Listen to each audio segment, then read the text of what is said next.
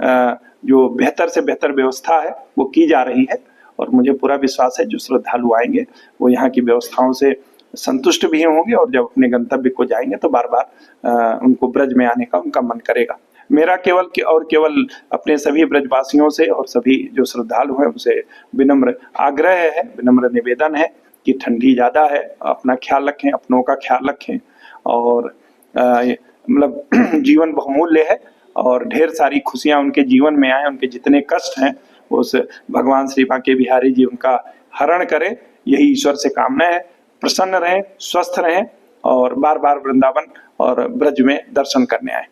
नमस्कार, आप देख रहे हैं अपनी मथुरा न्यूज और मैं हूं आपके साथ में प्रतीक चतुर्वेदी। देखिए जिस प्रकार से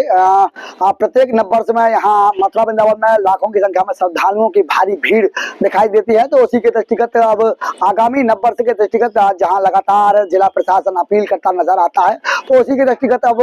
जिलाधिकारी ने अपील किया है कि उन्होंने कहा है कि जिस प्रकार से लगातार श्रद्धालुओं की भीड़ बढ़ती नजर आ रही है और श्रद्धालु मथुरा वृंदावन में दर्शन करने के लिए आ रहे हैं, तो उन्होंने कहा है कि मथुरा जनपद के जितने भी दर्शन है यहाँ श्रद्धालु आए और सभी तीर्थों का लाभ लें, उन सभी तीर्थों का भ्रमण कर पुण्य के भागी बने। वहीं उन्होंने कहा है कि जिस प्रकार से यहाँ प्रत्येक बार नववर्ष पर भारी संख्या में भीड़ बढ़ती दिखाई देती है, तो अब की बार भी यह भीड़ के इंतजाम, जो श्रद्धालुओं की भारी भीड़ है उसके इंतजाम जिला प्रशासन के द्वारा किए जा रहे हैं और लगातार जिला प्रशासन भीड़ के दृष्टिगत लगा हुआ है। वहीं जहाँ पूर्व में बांके बिहारी मंदिर के द्वारा एडवाइजरी जारी की गई, तो अब जिला प्रशासन के द्वारा भी जो श्रद्धालु हैं, आगामी श्रद्धालु हैं, उनसे अपील की गई और क्या कुछ कहा उन्होंने, सुने। नववर्ष का आगमन है, क्या कुछ कहना चाहिए श्रद्धालुओं को जो मथुरा वृंदावन घूमने आ रहे हैं उनके लिए? देखिए, हम लोग बहुत सौभाग्यशाली हैं कि हम मथुरा वृंदावन और ब्रज में सेवा कर रहे हैं। यहाँ जितने भी श्रद्धालु आ रहे हैं उनका हार्दिक स्वागत है, अभिनंदन है।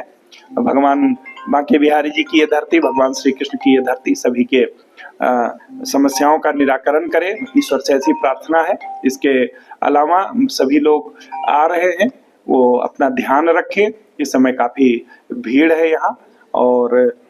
जो ठंडक है वो भी अपने पीक पर है, तो यदि किसी को रुकने या रहने की समस्या है तो सरकार ने अच्छे रैन बसेरे बनाए हैं जहाँ सारी सुविधाएं उपलब्ध हैं, वाईफाई है, हीटर है, रजाई है, गद्दे हैं,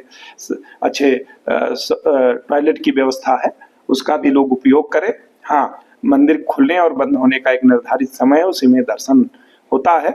तो श्री बांके बिहारी जी का दर्शन करें,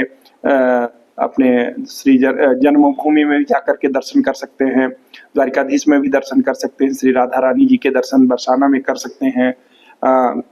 गिरिराज जी के दर्शन गोवर्धन में कर सकते हैं, बलदेव में दाऊ जी के दर्शन कर सकते हैं, रमण रेती गोकुल का भ्रमण कर सकते हैं। तो ब्रज के सभी जो देवस्थान हैं उनका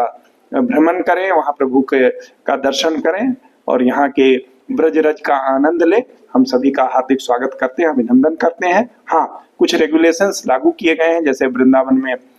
भारी वाहनों का प्रवेश रोका गया है, 4 पहिया वाहनों का प्रवेश रोका गया है, उसका वो पालन करें और प्रशासन को व्यवस्था बनाने में सहयोग करें। वहीं सर अभी बिहारी जी मंदिर में लगातार भीड़ बढ़ती नजर आ रही है, तो उसके दृष्टिगत किस प्रकार की व्यवस्थाएं रहेंगी? देखिए, आपने स्वयं भी देखा होगा कि हम लोग होल्डिंग एरिया बना करके दर्शन करा रहे हैं। विद्यापीठ की तरफ से जाने वाले रास्ते में हम लोगों ने क्यू सिस्टम किया है, बैरिकेटिंग कराया हुआ है। इसी तरीके से गेट नंबर 2 से जो लोग आ रहे हैं उनको भी होल्ड करके दर्शन कराया जा रहा है, क्योंकि मंदिर के अंदर इतना स्पेस नहीं है। फिर भी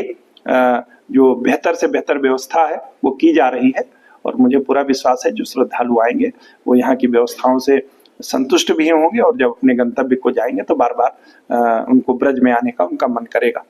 आगामी नववर्ष के तहत कोई अपील?